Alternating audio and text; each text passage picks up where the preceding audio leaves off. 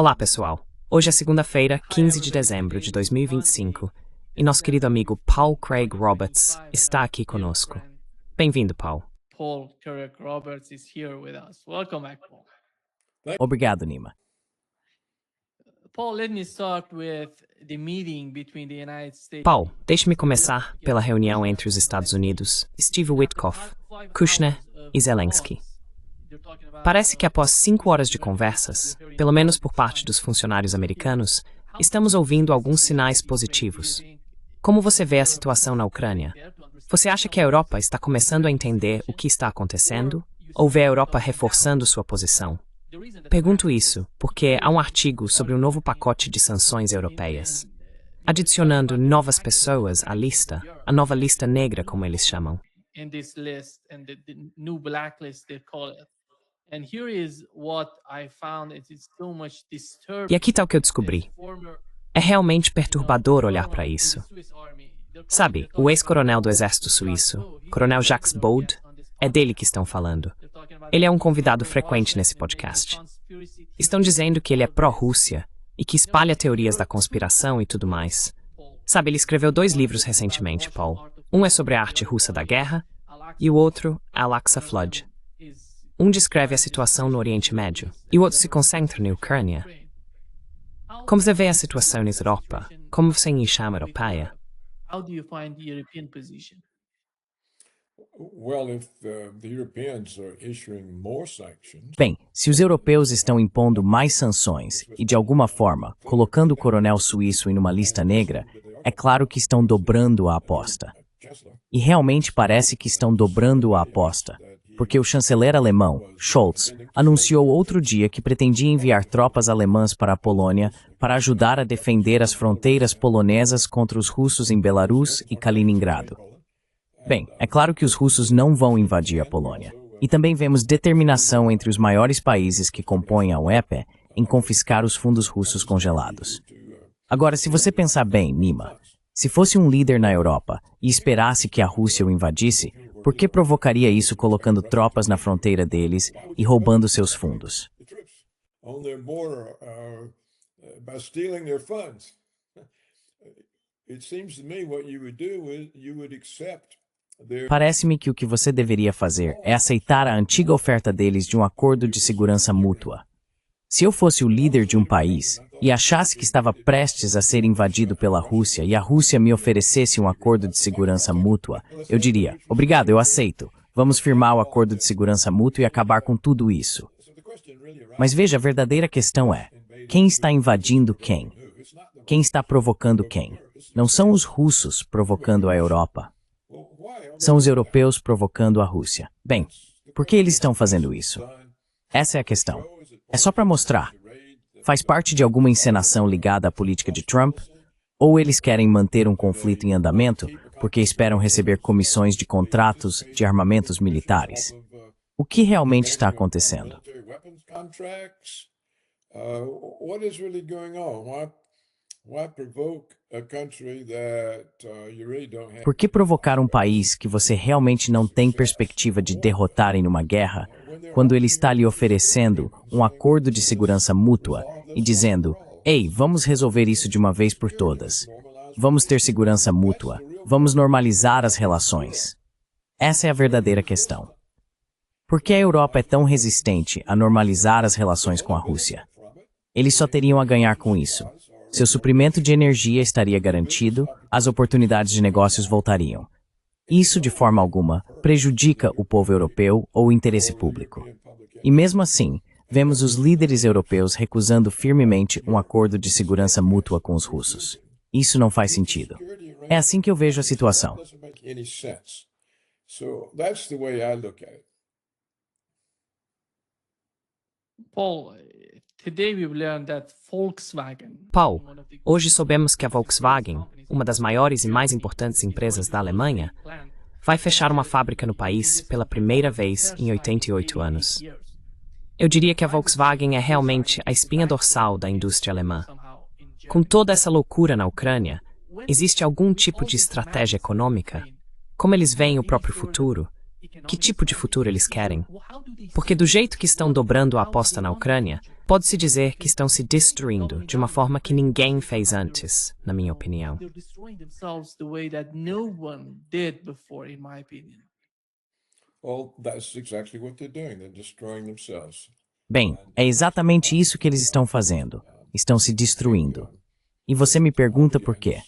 Acho que tudo começa com o colapso da União Soviética, com a percepção por parte dos neoconservadores judeus americanos de que o colapso soviético significava que não havia mais restrições à hegemonia dos Estados Unidos e que os neoconservadores poderiam afirmar essa hegemonia como o principal objetivo da política americana e usá-la no Oriente Médio para livrar Israel dos Estados Árabes que limitavam sua expansão. E foi isso que aconteceu. E claro, durante todo esse tempo, a Europa tem sido um fantoche americano. Eles estiveram totalmente sob a direção dos Estados Unidos. Suas políticas internas, suas políticas externas, eram elementos do Império Americano. Elements of the American empire. Well, Bem, qual é a situação das negociações para encerrar esse conflito na Ucrânia? Elas começaram, mas parece que surgiu uma disparidade entre a Europa e os Estados Unidos. Não está claro para mim qual é a origem dessa disparidade, ou se ela é realmente real, ou se é algum tipo de encenação para manter outras partes em dúvida e sem uma boa compreensão do que está acontecendo. Então a Europa, por algum motivo, parece comprometida em continuar a guerra contra a Rússia na Ucrânia e em expandi-la, enquanto os Estados Unidos não. Não consigo explicar essa separação. Não consigo explicar como a Europa conseguiu desvincular sua política externa do controle de Washington. E como eu disse, pode ser apenas algum tipo de encenação, um drama sendo representado no palco para esconder o que realmente está acontecendo. To hide what's really going on. I can't say, Nima, but Não posso dizer, Nima, mas eles estão nessa posição por causa da tentativa dos neoconservadores de impor a hegemonia americana sobre a Rússia e forçá-la a se adequar à política dos Estados Unidos.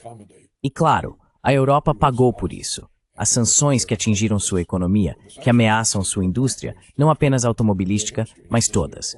Na verdade, acho que é correto dizer que um dos principais fabricantes de automóveis alemães anunciou que está se mudando para poder ter um fornecimento de energia que permita produzir seus carros. Bem, por que a Alemanha impõe esse custo a si mesma agora, quando até os Estados Unidos aparentemente querem o fim desse conflito com a Rússia? Não posso responder a essa pergunta. this conflict with Russia? I can't answer that question. Yeah. Sim, quando você diz Washington, está falando do governo Trump ou das pessoas nos bastidores que estão no comando da política externa dos Estados Unidos? Yeah, the latter. And as far O último. E pelo que sabemos, realmente não sabemos até que ponto os funcionários de Trump estão com ele ou com os neoconservadores, com a hegemonia americana. Simplesmente não sabemos. É difícil. No Ocidente, não temos uma mídia com integridade, que faça investigações, que tente apresentar um relato factual.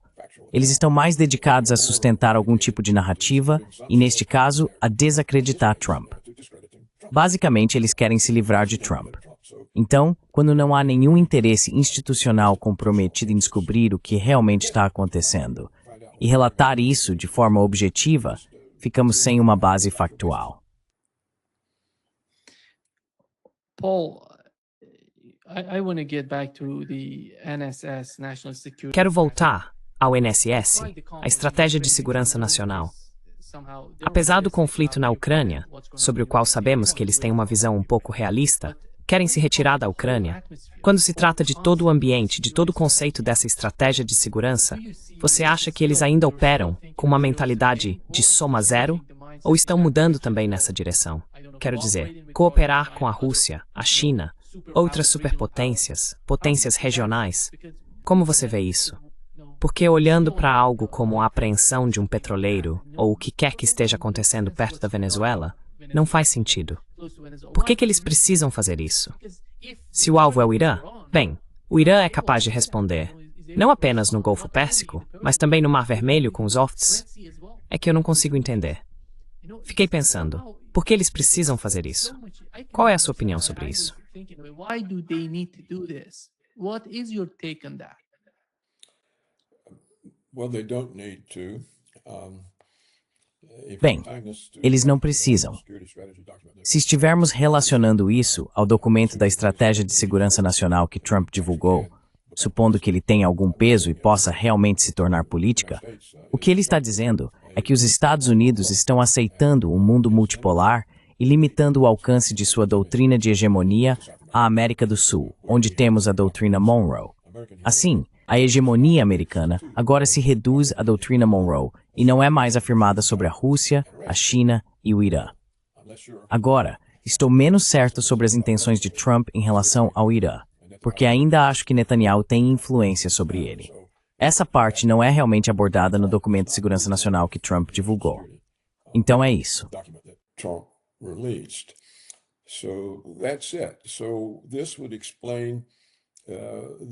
Então isso explicaria a animosidade que Trump demonstrou em relação à Venezuela, porque é a maneira dele de reafirmar o controle americano sobre a América do Sul.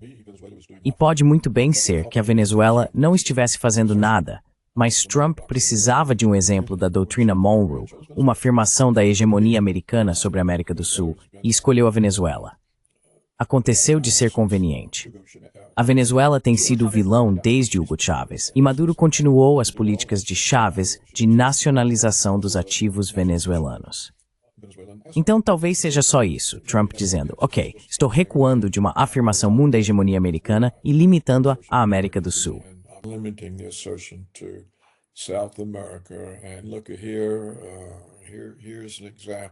E veja bem, aqui está um exemplo com a Venezuela. Eles vão ter que fazer o que nós dissermos. E talvez seja isso mesmo. É meio difícil para Trump recuar dos ataques americanos contra a Rússia e a China, porque muitos vão dizer, olha, ele está cedendo aos russos, está cedendo aos chineses, está cedendo aos iranianos. Ele não está defendendo a América. Veja, os conservadores vão dizer isso. Os neoconservadores vão dizer isso. E claro, a esquerda liberal também vai dizer, porque é uma forma de atacar Trump. E isso vai atrair os apoiadores de Trump para ficarem contra ele, desanimarem com ele, porque ele não está se mostrando firme contra os inimigos da América.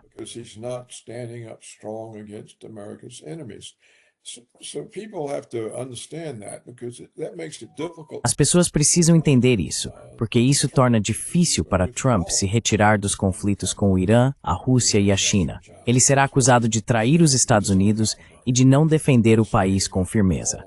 Sabe, acho que já falamos sobre isso. Você vê o mesmo tipo de limitação no governador de Minnesota. Ele sabia de todos os escândalos de assistência social, mas não podia fazer nada a respeito. Porque, se agisse contra esses programas, pareceria que estava se voltando contra exatamente as pessoas que esses programas deveriam ajudar. Os negros das áreas centrais, os imigrantes ilegais, os sem-teto, os desfavorecidos.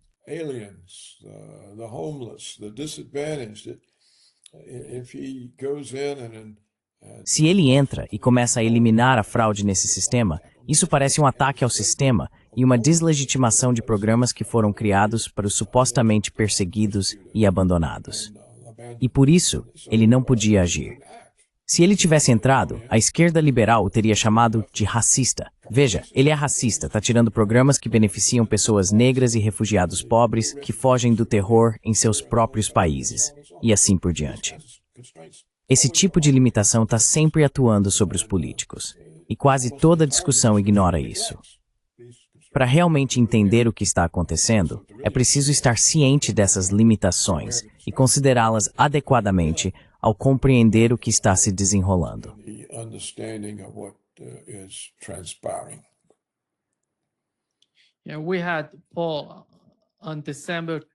Sim, tivemos Paul. Nos dias 12 e 13 de dezembro, os russos lançaram 495 mísseis e drones contra a Ucrânia. E Zelensky relatou que teve uma reunião na Europa com o chanceler alemão.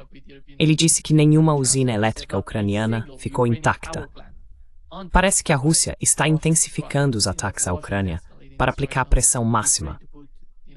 Você acha que isso faz parte de um plano para pressionar Zelensky? Ou a Rússia está, de alguma forma, mudando sua estratégia na Ucrânia?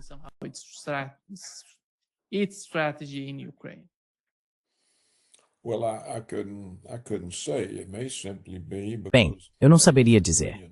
Pode ser simplesmente por causa dos recentes ataques ucranianos em toda a Rússia, incluindo Moscou. De acordo com relatos russos, foi um ataque massivo, mas não causou nenhum dano. Não sei se os russos conseguiram conter e derrubar os mísseis ou o quê, mas houve realmente um ataque muito grande da Ucrânia contra a Rússia. Então isso pode simplesmente ser uma resposta. Até agora, pela forma como Putin tem conduzido esta guerra, tudo o que a Rússia faz é uma reação a uma iniciativa do outro lado. Todos esses ataques são reações a algo que a Ucrânia faz. Como já discutimos anteriormente, Putin nunca abordou esse conflito com a intenção de encerrá-lo rapidamente, o que poderia ter sido feito com muita facilidade logo no início. which could have been done very easily at the very beginning. He did not shut Ele não paralisou a Ucrânia, tirando toda a rede elétrica de operação, nem bloqueando completamente o acesso ferroviário e marítimo ao país. Essas são medidas básicas que se tomam quando se está em guerra, e se tem capacidade para isso, e a Rússia certamente tem. Mas eles não fizeram isso. Nada foi feito para impedir que a Ucrânia movesse sistemas de armas e tropas para as linhas de frente. Nada foi feito para incapacitar o governo em Kiev. A Rússia nunca fez nada para impedir que Kiev continuasse a guerra. É isso que considero inexplicável. Não aceito a desculpa oficial russa para Putin, de que ele não queria ferir demais nossos irmãos ucranianos. He didn't want to hurt our Ukrainian brothers very much. And because he's ended up, E porque ele acabou esvaziando o país de sua população. the Ukrainian Os homens ucranianos que não foram mortos na linha de frente fugiram do país. Agora há 19 milhões de pessoas na Ucrânia. Essa é uma redução extraordinária da população de um país. Portanto, não aceito as desculpas de Putin, nem as justificativas para a forma como essa guerra tem sido conduzida. E não atribuo nenhum significado especial ao recente ataque russo à rede elétrica ucraniana. Muito provavelmente foi uma resposta ao ataque ucraniano à Rússia. Acontece apenas que, de modo geral, os ataques à Ucrânia são mais eficazes do que os ataques da Ucrânia à Rússia. more effective than Ukraine's attacks on Russia. Do you see Europe Você acha que a Europa será capaz de absorver a Ucrânia até 2027? Porque eles disseram que querem permitir a entrada da Ucrânia na União Europeia até lá. Eu não sei. Como você vê a situação econômica da Europa? E quão devastador isso seria para a Europa? A Europa já está lidando com muitos problemas e dificuldades. I'm not sure the EU will exist. Não tenho certeza se a União Europeia sequer existirá em 2027. Ela está se fragmentando. Não está obedecendo às próprias leis. Veto rights. Veja, os países individuais têm direito de veto, mas os funcionários não eleitos que comandam a UE estão dizendo, não, vocês não têm, ou simplesmente não estão prestando atenção a eles. Os países que disseram que vetariam a apreensão dos ativos russos congelados foram informados. Nós os ignoramos, não damos atenção. Atualmente, há um conflito entre a Itália e a UE sobre quem é o dono das reservas de ouro italianas. A Itália diz, nós somos os donos das reservas de ouro. E a UE responde, não, nós somos, porque vocês nem têm uma moeda. A lira italiana já acabou. Vocês usam o euro. Essa é uma moeda da UE. Vocês não têm uma moeda que precise de lastro ou reservas. That needs any backing or reserves. What do you need gold reserves for? You don't even have currency. Para que você precisa de reservas de ouro? Você nem tem uma moeda própria. O ouro pertence ao Weiwei. Então dá para entender por que a Itália não se sente confortável com isso. Mostra que eles não estão à vontade por não terem sua própria moeda. Eles não se sentem confortáveis com o euro porque não têm controle sobre a política monetária. Eles aprenderam, como a Grécia aprendeu, que não podem imprimir dinheiro para resgatar seus títulos.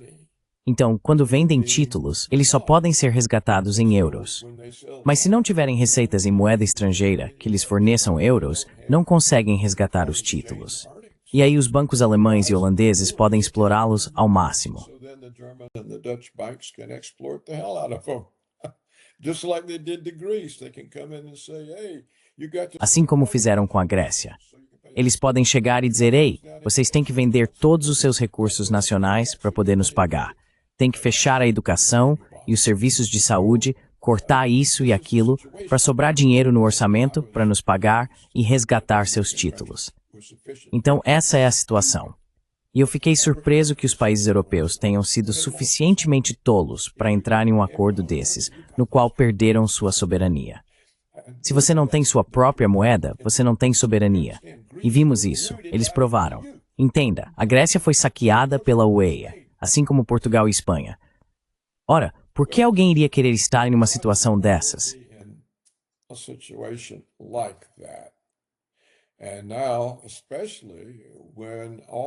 E agora, especialmente quando todos os direitos legais que você supostamente ainda tinha, como o veto, os atuais brutamontes da dizem não, você não tem esses direitos. Ou nesse caso específico, você não os tem. Você não pode vetar a UE roubando o dinheiro russo. E repetindo, agora vemos o conflito entre a Itália e a UE sobre quem é dono do ouro da Itália. Então, qual é o propósito da UE? A quem ela serve? Está cada vez mais gerando conflito entre os membros. E vimos a UE tentar sancionar seus próprios membros, como a Hungria, que se recusa a seguir toda essa postura anti-russa. Se eu fosse a Hungria, faria o mesmo. Eles estão bem ali, a Rússia está logo ao lado, sabe?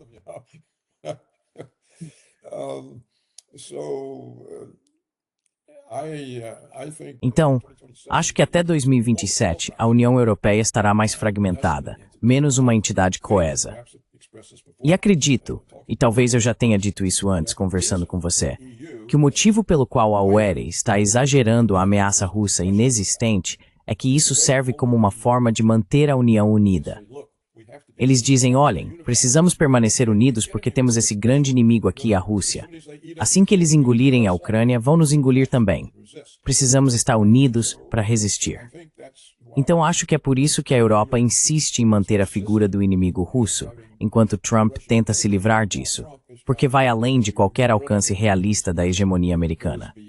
E Trump está dizendo, bem, ainda somos hegemônicos, mas dentro da nossa própria esfera de influência.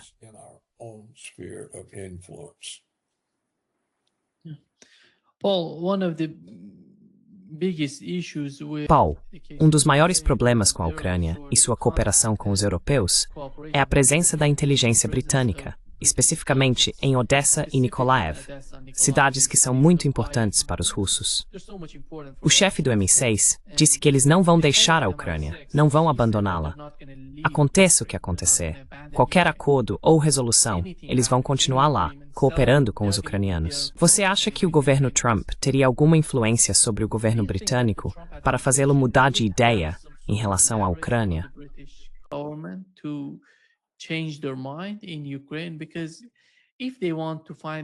Porque se eles quiserem encontrar uma solução permanente para a Ucrânia, você não quer nenhum serviço de inteligência em Odessa, especificamente em Odessa, que é tão importante, agindo contra os russos.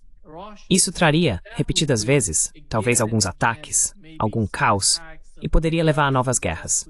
Como você vê isso do lado do governo dos Estados Unidos, a administração Trump? Eles têm alguma influência ou algum tipo de pressão que poderiam exercer sobre o governo britânico ou a inteligência britânica?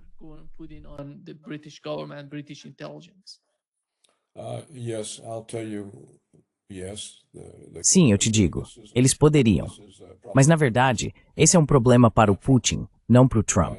Se Putin chegar a um acordo, ele vai esperar que a Ucrânia seja desmilitarizada. Então, qual é o sentido de ter o MI6 britânico lá, operando contra a Rússia? Isso está nas mãos de Putin. Ele vai dizer, bem, se isso continuar, então não há acordo e nós simplesmente tomaremos o resto do país. Não há nada que a inteligência britânica possa fazer a respeito disso. Se fosse na época soviética, o governo soviético simplesmente mandaria a KGB assassinar todos os membros da inteligência britânica na Ucrânia. Eles seriam simplesmente mortos. Putin certamente poderia mandar fazer isso, mas não é do seu feitio. Eu não acho que ele faria.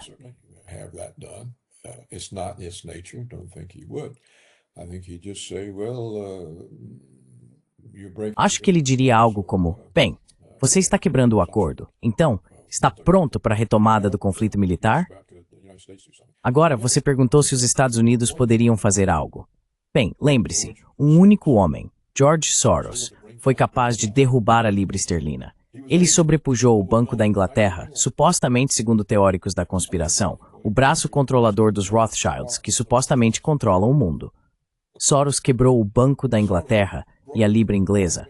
Foi assim que ele se tornou um multibilionário.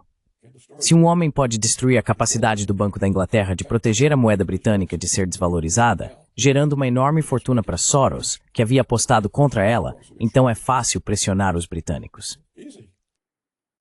To push the British around. Very easy. There are all sorts of things. Muito simples. Há todo tipo de coisa que o governo Trump poderia fazer.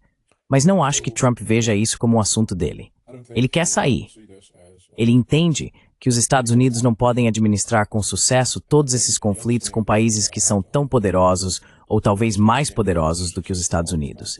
Simplesmente não é possível. E o povo americano, seus apoiadores, não quer isso. Então ele vai? Essa é a única esperança que temos de Trump se livrar da influência de Netanyahu. A única esperança é que o povo americano esteja cansado do controle de Israel. Não apenas sobre nossa política externa, mas também sobre nossas políticas internas. A mídia, Wall Street, a educação e o entretenimento, incluindo o cinema. Over entertainment, movies. They're tired of it. Eles estão cansados disso. Então isso pode forçar Trump a reafirmar a independência americana em relação a Israel. Parece-me que esse é o verdadeiro problema que Trump enfrenta. Ele pode representar tanto a América quanto Israel. Quando Israel nos usa para suas guerras, quando Israel usa nossas leis contra os americanos para impedir críticas a Israel, esse é o ponto crítico para Trump. E vemos, sabe, com a mudança de opinião de Charlie Kirk, levando muitos a pedirem seu assassinato. Vemos a coragem de Candace Owens, de Tucker Carlson e desse novo jovem, esqueci o nome dele, Fuentes ou algo assim, sabe? Nick Fuentes. Sim, eles não são mais intimidadores, e um grande número de pessoas se sente atraído pelo que estão dizendo. Então, esse é o elemento esperançoso que, junto com a brutalidade de Netanyahu em relação à Palestina, pode resultar em os Estados Unidos recuperarem sua soberania em relação a Israel. Essa eu acho a verdadeira questão no mundo neste momento. Quanto à Rússia e a Putin, minha própria opinião é que, se as conversas entre Trump e Putin não conseguirem encerrar o conflito na Ucrânia, e lembre-se de que para Putin, encerrar o conflito significa encerrar o conflito entre a Rússia e todo o Ocidente, não apenas parar uma batalha em Donbass. Então a única maneira de isso acontecer é com um acordo de segurança mútua entre a Rússia e o Ocidente.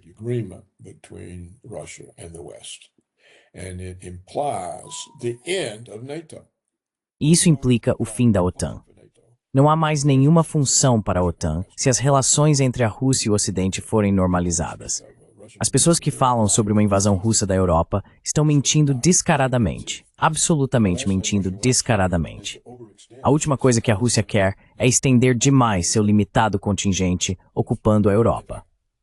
Na verdade, ela não tem uma população grande o suficiente para fazer isso e ainda assim produzir bens e serviços na Rússia.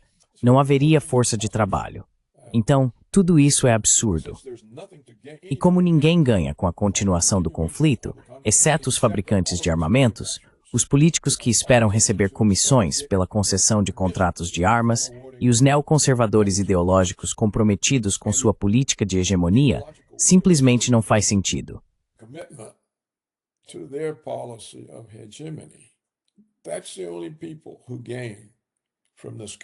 Esse é o único grupo que ganha com esse conflito.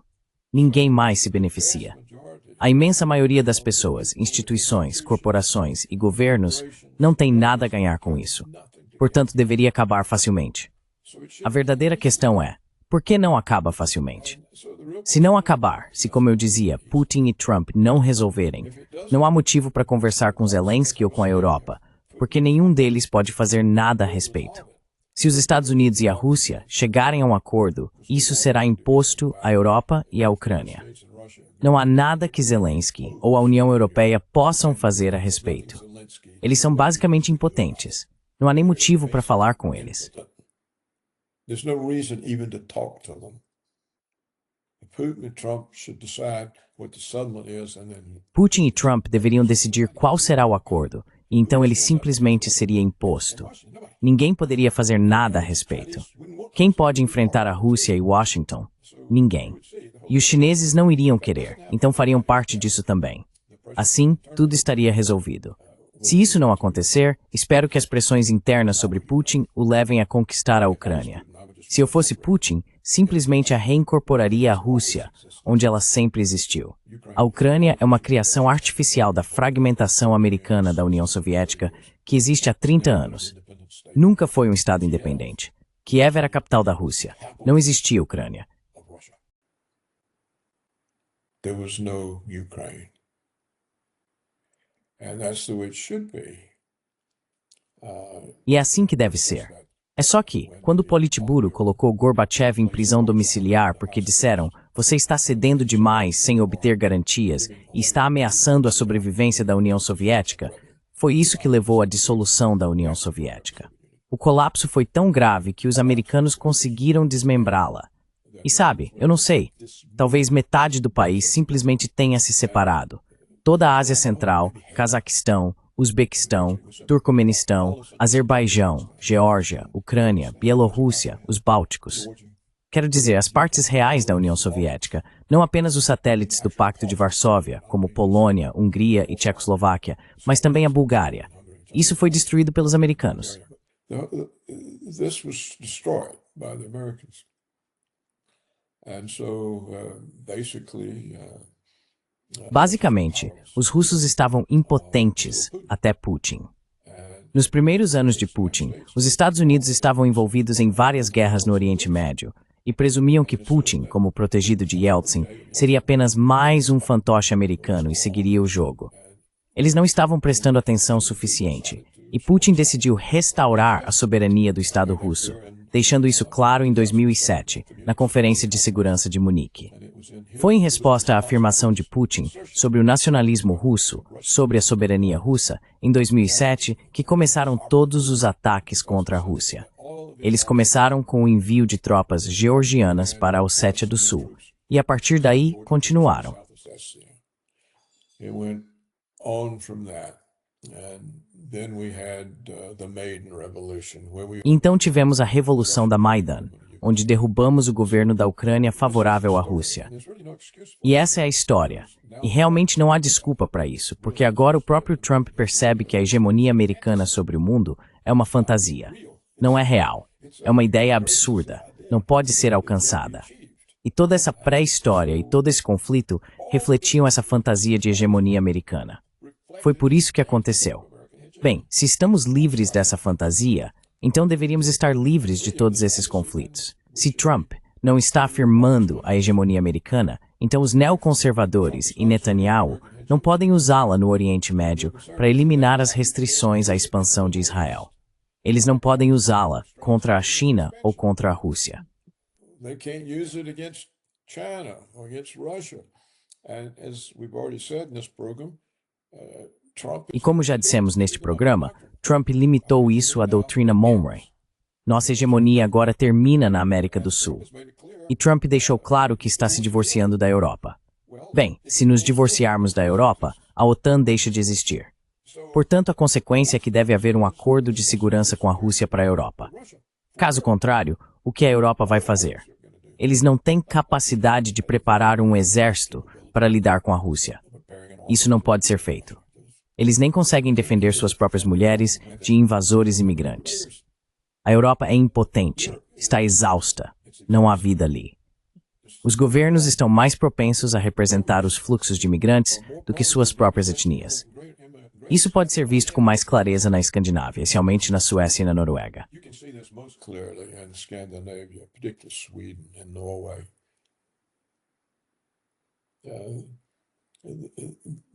The ethnic Swedes and ethnic Os suecos étnicos e os noruegueses étnicos essencialmente não têm a proteção da lei.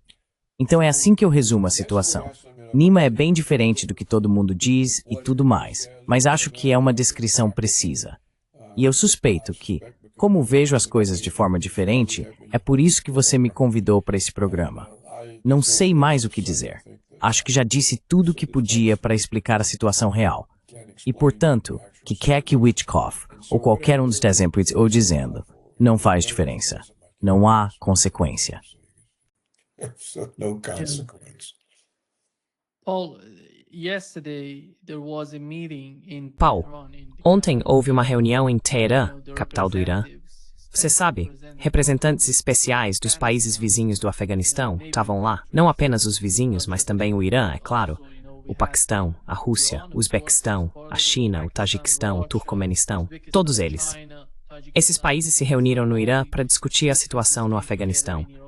Porque parece que os Estados Unidos, mesmo sob o governo Trump, estão falando em enviar tropas de volta ao Afeganistão. E isso é sério, porque quando eles se reúnem e falam sobre isso, mostra que na cabeça deles, na forma como estão reagindo ao que está acontecendo, é algo sério para eles. Você acha que essas políticas ainda vêm dos israelenses, do governo Netanyahu, que eles estão incentivando isso? Por que seria? Porque os Estados Unidos já deixaram o Afeganistão. Não há necessidade de voltar para lá.